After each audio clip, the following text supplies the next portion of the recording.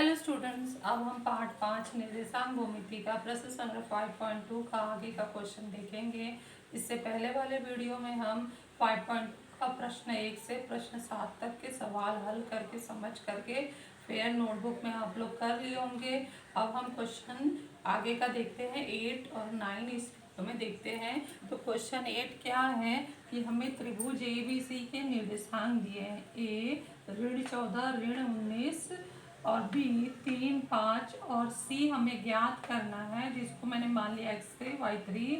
और त्रिभुज ABC का केंद्र दिया गया। केंद्र हम जानते हैं माध्यिकाओं का संगम बिंदु होता है। तो जी जो है उसका मान ऋण 4 ऋण 7 दिया है। और अब हम क्या करते हैं, जब हमें ये सब मान दिया और सी निकालना है तो हम मान लेते हैं कि इस निर्देशांक को क्या हम संकेत दर्शाएंगे। तो अक्सर हम सूत्र में बनाएं कि ए x1 y1 है, बी x2 y2 है और सी जो ज्ञात करना है उसे x3 y3 ले लिया। और जी जो होता है वो x और y से दिखाते हैं। तो चलो इसको हल करते हैं। बहुत आसान सा है और एग्जाम में आने का बहुत ही चांसेस है। तो सबसे पहले हम क्या लिखेंगे कि बिंदु जी त्रिभुज ABC का केंद्र है, इसलिए केंद्र सूत्र से केंद्र सूत्र का जो x भाग है हमारा, x वाला हम सूत्र लगाएंगे x1 plus x2 plus x3 बटे 3। तो x का मान यहाँ पर है क्या है, ऋण 4। मान रखते जाओ ऋण 4। x1 क्या है, ऋण 14 धन x2 क्या है 3 धन x3 हमें निकालना है बटे 3। फिर ऋण 4 गुणे 3, ये गुणा हो जाएगा, ऋण 14 में से 3 जाएगा तो ऋण 11 आएगा धन x3 ऋण 12 बराबर ऋण 11 धन x3। पक्षांतर कर देंगे यहाँ पर तो ऋण 12 धन 11 बराबर x3। तो 12 बड़ी संख्या, 11 छोटी। 12 को ऋण चिन्ह लगा है तो इसलिए ऋण में उत्तर आएगा, घट जाएगा तो ऋण 1 x3। तो इसको हम नंबर 1 डालकर रखते हैं। दूसरा भी निर्देशांक ढूंढ लेते हैं। y वाला निर्देशांक बराबर है y1 plus y2 plus y3 बटे 3। आप लोगों को यहाँ पर ये सूत्र लिखने के लिए आधा नंबर दिया जाएगा। तो y का मान क्या है, ऋण 7 है। y1 हमारा ऋण 19 है धन y2 हमारा कितना है 5 धन y3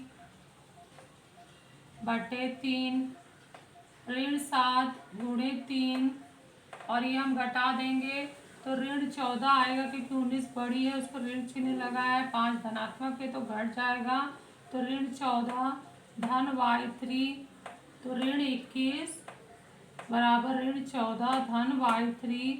ऋण 14 का पक्षांतर करेंगे तो ऋण 21 धन 14 बराबर y3।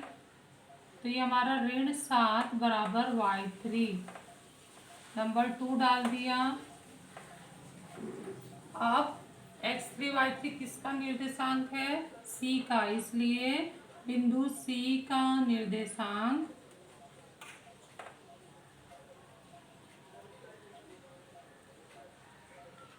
लास्ट लाइन लिखने पर आधा नंबर मिलता है। x3 y3 बराबर होगा x3 y3। x3 है ऋण 1 और y3 है ऋण 7। तो ये हमारा आंसर आ चुका है।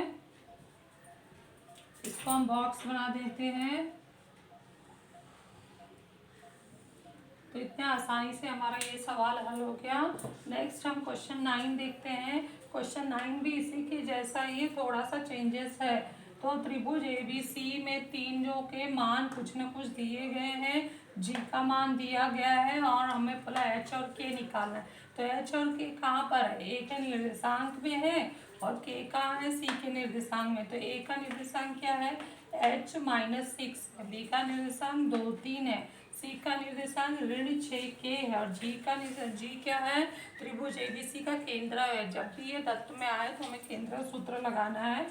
तो G 1, 5 दिया है उसका हमने मान लिया XY है, A को मान लिया X1 Y1 मान लिया, B को X2 Y2 मान लिया, C को X3 Y3।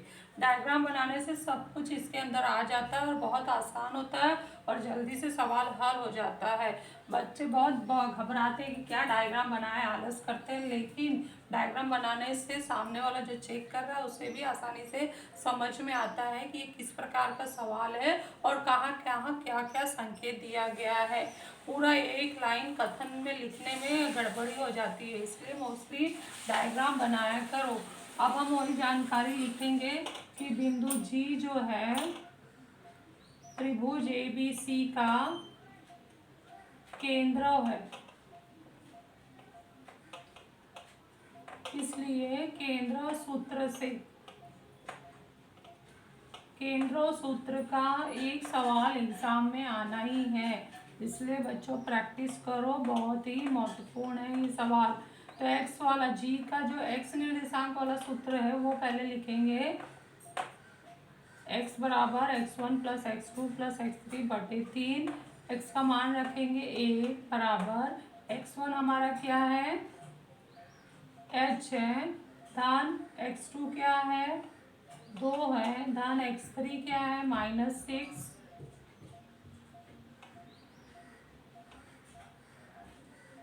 बटे 3।